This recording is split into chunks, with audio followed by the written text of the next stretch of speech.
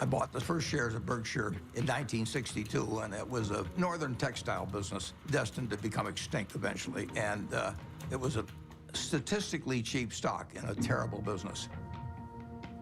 Berkshire Hathaway was closing mills, and as they closed mills, it would free up some capital, and then they would repurchase shares.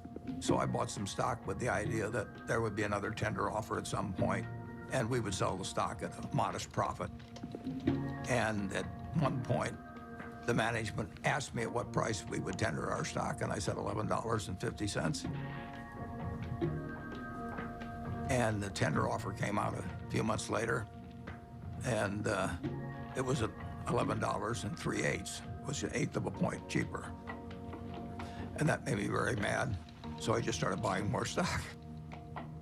I just felt that I'd been double-crossed by the management, and in May of 1965, I bought enough so we controlled the company, and we changed the management.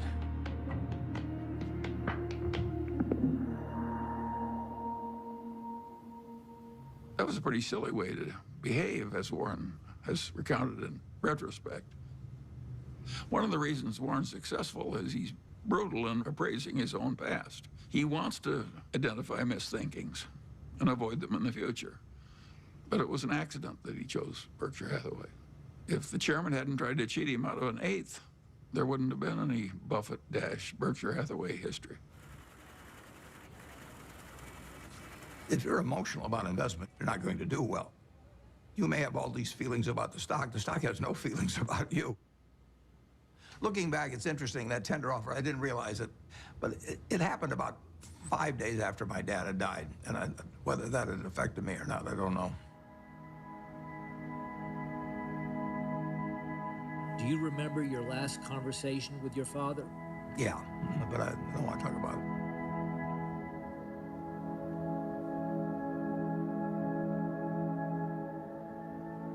I think it just sobered him and hurt him. But Warren soldiers on. Both Warren and I could look at our fathers and see what they did right and what they did wrong. Warren's father was a real old-fashioned right-wing ideologue. And his father was so intense about it that Warren just decided that it was a mistake.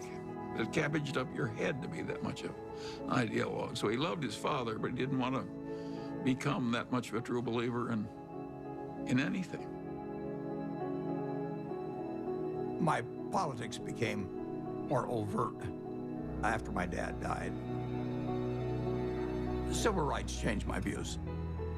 You know, in 1776, Thomas Jefferson wrote, "All men are created equal," and then when they wrote the Constitution, they all of a sudden decided that, no, it was just 3/5 of a person if you were black. I mean, that struck me as kind of crazy. I was talking to him one day about some racial issue, and he said to me, "Wait till women discover they're the slaves of the world." Now, how many men were cognizant of that, and even women then? The initial example is really my mother. She came from a generation where the main function of the wife was to help her husband in the job. And my sisters are fully as smart as I am. They got better personalities than I have, but they got the message a million different ways that their future was limited, and I got the message that the sky is the limit. And it wasn't due to a lack of love or anything of the sort. It was the culture.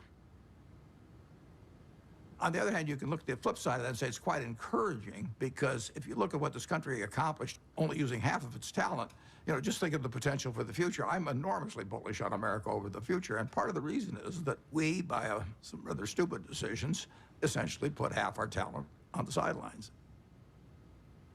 Warren is probably the most rational person I've ever met. Charlie Munger would be a close rival.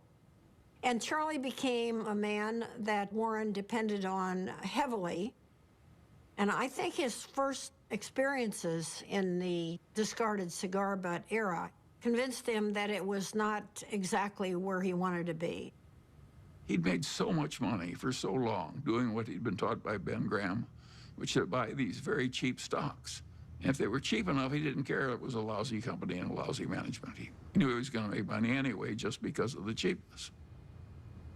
Charlie Munger has had a big impact on me in moving me toward looking for wonderful companies at fair prices rather than fair companies at wonderful prices. And that was enormously important because it enabled Berkshire to scale up in a way that would have been impossible to do otherwise. Yep. What are the key indicators you look for within companies before making an investment? Well, I look for something that does give them a moat around it. We have a company called See's Candy out on the West Coast. See's Candy is boxed chocolates. If you give a box of See's chocolates to your girlfriend on the first date and she kisses you, we own you. You know, I mean, we can raise the price tomorrow and you'll buy the same box. You're not going to fool around with success. So the key there is the response. You do not want to go home on Valentine's Day and say to your wife or your sweetheart, preferably they're the same person, you don't say, here, honey, I took the low bid. It doesn't work. Price is, to a degree, is immaterial. If you've got an economic castle, people are going to come and want to take that castle away from you. And you better have a strong moat. You better have a knight in the castle that knows what he's doing. You're not buying an asset. You're buying a name. You're buying a brand. You're buying a real franchise here. And Charlie was more responsible for that than anybody. We were mental partners right from the moment we met. I want to know, going back 50 years, what it was like when you first met Warren. Well, I thought he was a prodigy. And I got a lot of criticism. My wife said, why are you paying such enormous respect to that young man with a crew cut who won't eat vegetables? He's ungodly smart. He's got a much broader intellect than I do. And he's magnificent at being able to condense important ideas into just a very few words. If you're not interested in the economic scene right now, you're mentally dead. Charlie has no tact. All right, let's talk a little bit about bankers. Charlie on Friday compared them to heroin addicts. Yeah, well, that's colorful Charlie, but I would not have chosen that. I once wrote of him that when they handed out humility, he didn't get his fair share. The ideal way to run a headquarters is to have one man, preferably over 80, sitting in an office by himself. Anything else is pure frippery. He's always honest in what he tells me, so I listen to him. We never had an argument. We just kind of roll with it easily. Suppose Warren doesn't want to do something that I would have done. And suppose that happens 4 times over 40 years or something. What the hell difference does it make to me? Net, the record is working out fine.